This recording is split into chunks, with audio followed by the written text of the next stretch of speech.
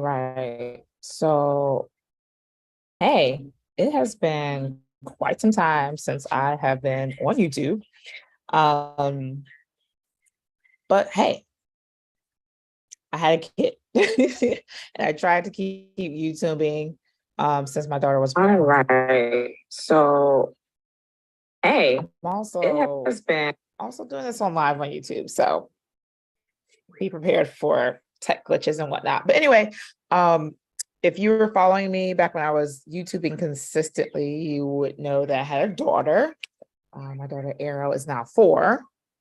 So it's been a while since I've been on YouTube, but I wanted to get back and share something that I've been doing. So most of you know that I'm really interested in things like the quantified self, productivity hacks, apps and technology, all for the use of personal growth, all for the use of life design, things like that. Lately, I've been obsessed with ChatGPT. A lot of my friends said that I'm going to single-handedly start the robot apocalypse. I don't know if that's true. Also, I don't know if my daughter watching SpongeBob on her iPad is too loud, but we're gonna go with it. But yeah, I've been obsessed with ChatGPT. I've been using it for a lot of things, both personal and professional. Today, I want to talk about a way that I have been using it personally in combination with Airtable. I'm sure there's a more streamlined way of doing this, but my ad hoc way of meal planning. So one thing about me is I used to love cooking. I used to love making meals. I used to love being in the kitchen. I used to love experimenting. And since becoming a mom, getting into the depths of like playing in the kitchen while also trying to parent and working, it's a lot. It's a lot, right? But I want to make sure that my kid and I have healthy meals every day of the week. I also want to make sure that I'm not cooking new meals each day of the week, right? And so I used to, before becoming a mom, used to do a hardcore meal plan using Airtable.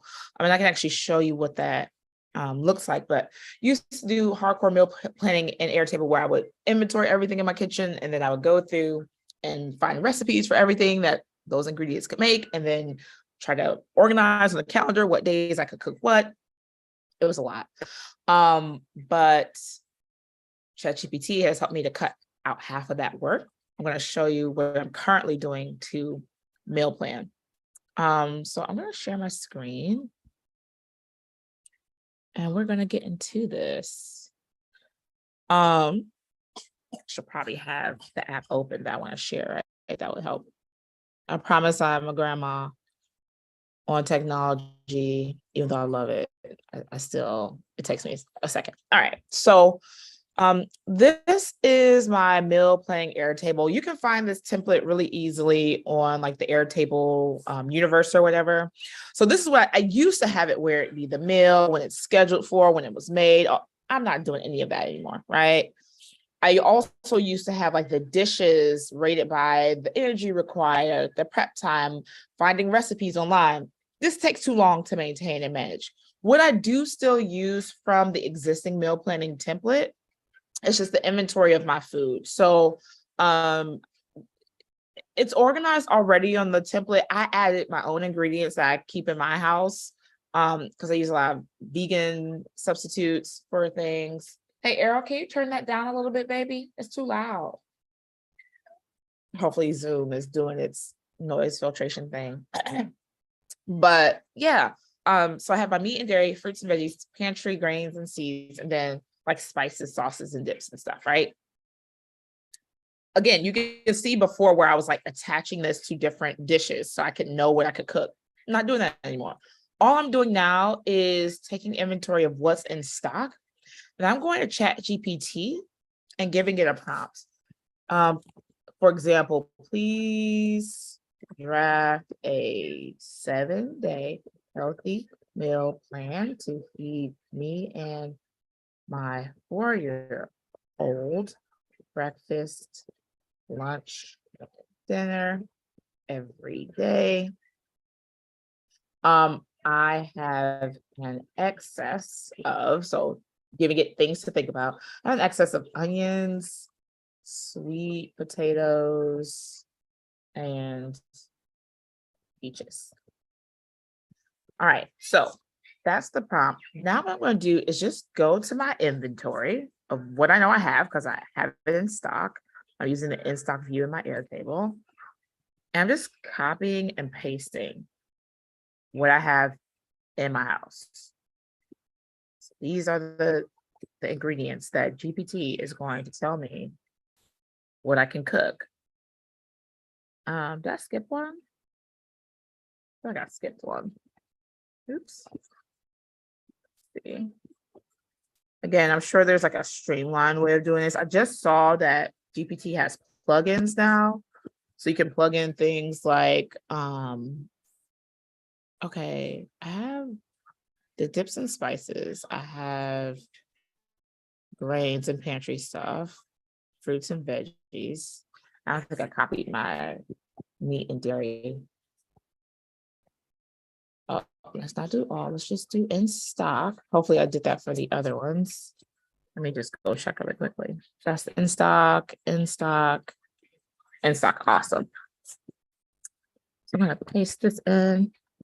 I'm gonna let ChatGPT do its thing, but while it's generating my meal plan, which you can see is doing relatively quickly, I'm actually going to do a new chat to show you that GPT now has plugins.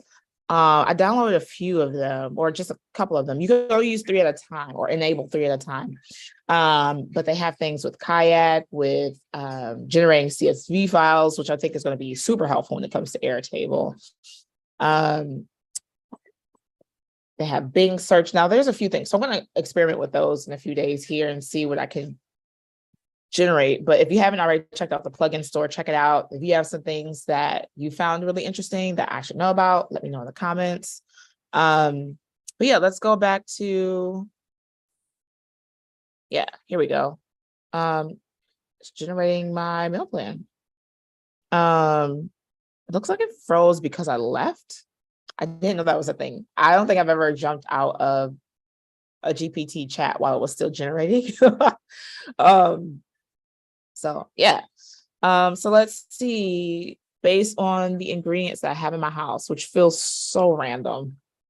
I feel like I don't have a lot of things in my house, but according to GPT, let's see, I can make gluten-free pancakes. Ooh, yes. This sounds very kid-friendly. Chicken tenders, sweet potato fries. I need more vegetables than that. Lentil soup with onions and garlic with gluten-free crackers. Okay. Oatmeal. Why would you top it with the frozen blueberries versus like cooking the blueberries? Oh, that's a use for the cabbage I have, making coleslaw. Okay. Okay. These are all things that I have in my house. I feel like this is a little too kid-friendly of a menu for me. So, for example, I could do this.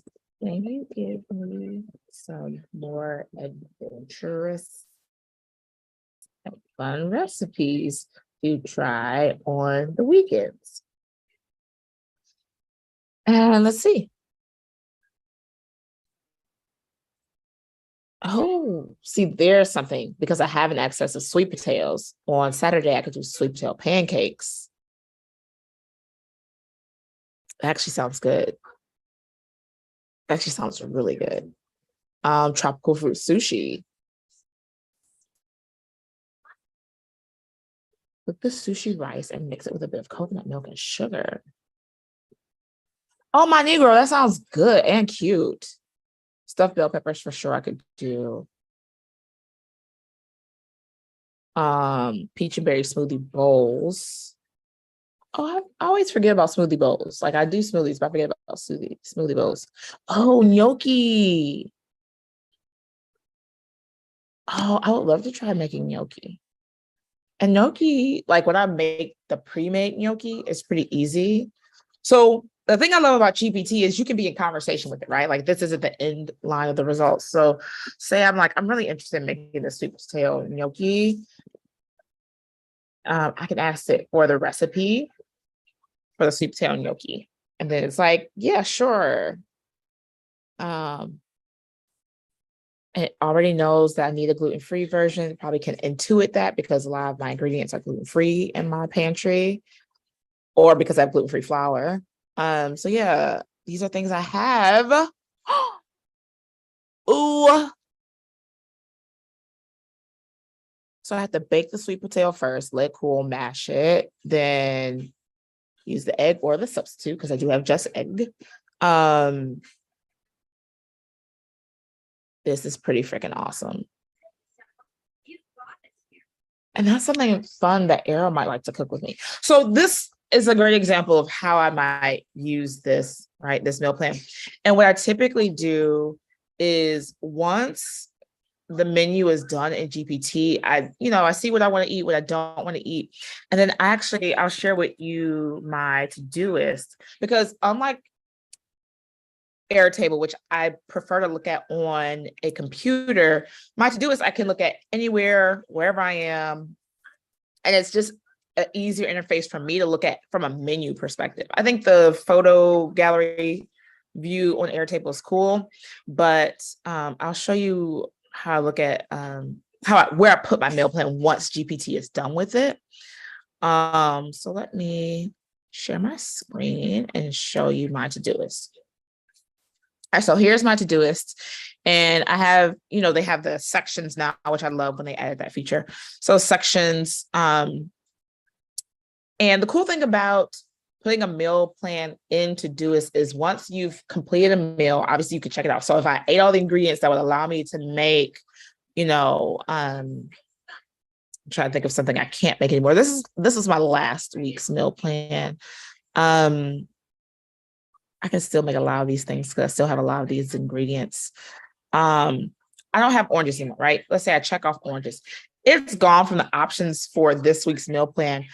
But if I ever wanted to go shopping or remember a meal that I had that was really tasty, I could always show the completed things and uncheck them, right? So I don't know why Q-tips is on here. This might have been from a shopping list. But I think I want to make a vegan breakfast sandwich again. I can uncheck that and then it'll get added back to the menu, right? So I like that feature, to re-add things back to my list. So I'm going to turn that off.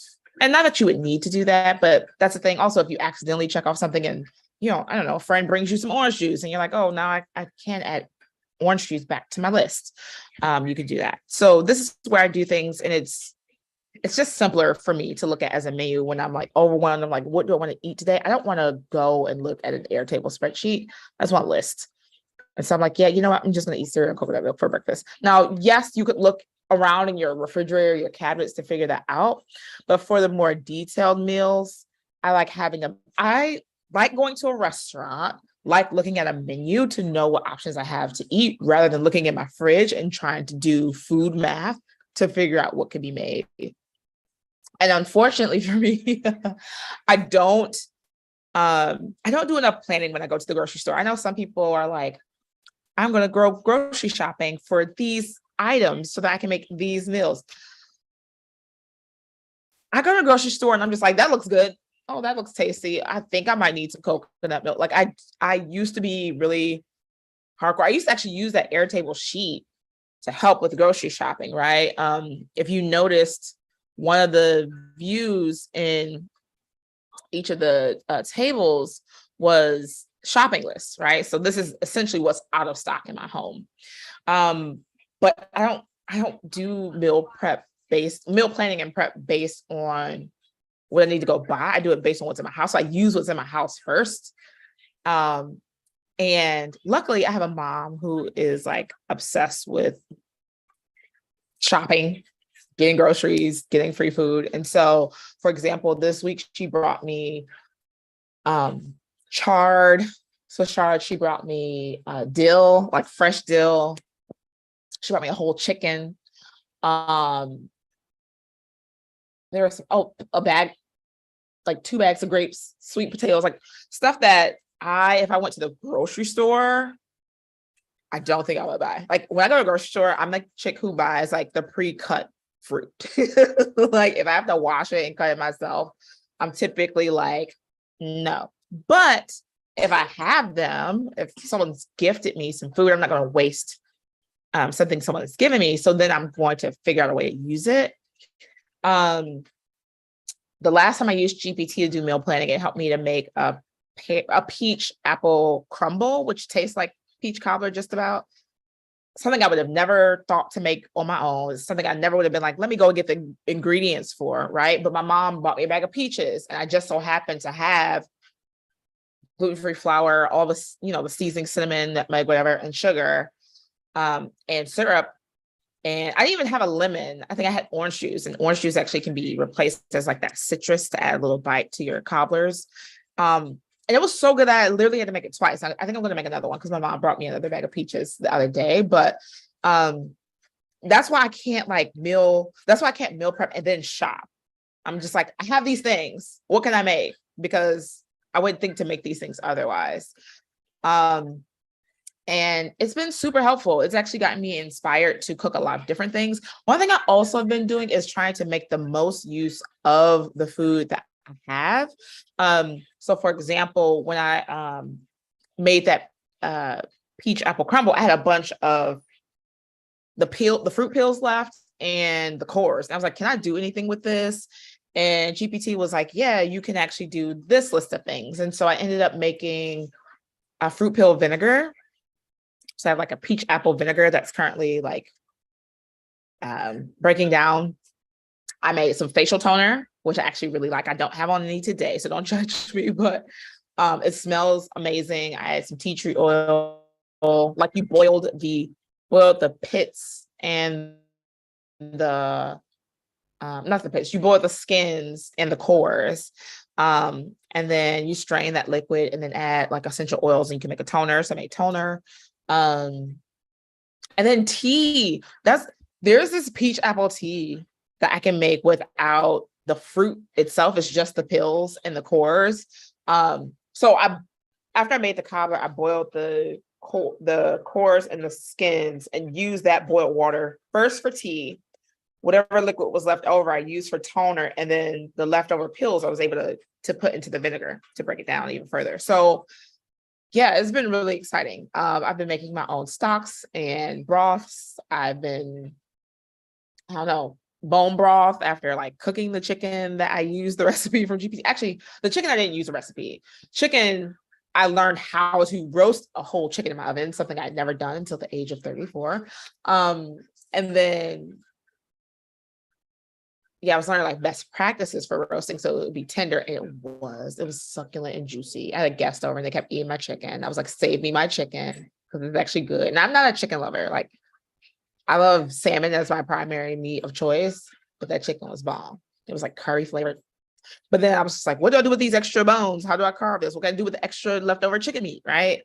So yeah, GPT has been helping me to be a better homemaker and a more efficient homemaker and one who doesn't have to know this garbage by heart, which is great.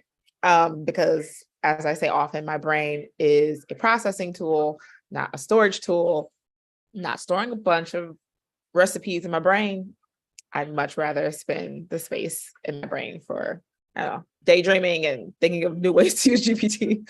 But yeah, that is an example of something I've been up to lately. I know this is really random, and I'm probably talking fast and going all over the place, but I just figured I'd put a YouTube video out there because it's been a while. I'm going to go and play with GPT some more, play with these new plugins and let you know what I learned. Hopefully this was inspiring to you, mind, body, or soul, something like that. Always remember that growth is a choice and change is inevitable. I said that backwards because it's been a long time since I've done a video. Change is inevitable, but growth is a choice. And I hope you find some cool ways to choose growth and add a dash of technology in there for exponential growth. I'm Brandy, and I'll talk to you maybe soon, maybe later, maybe never. We'll see. Love you guys.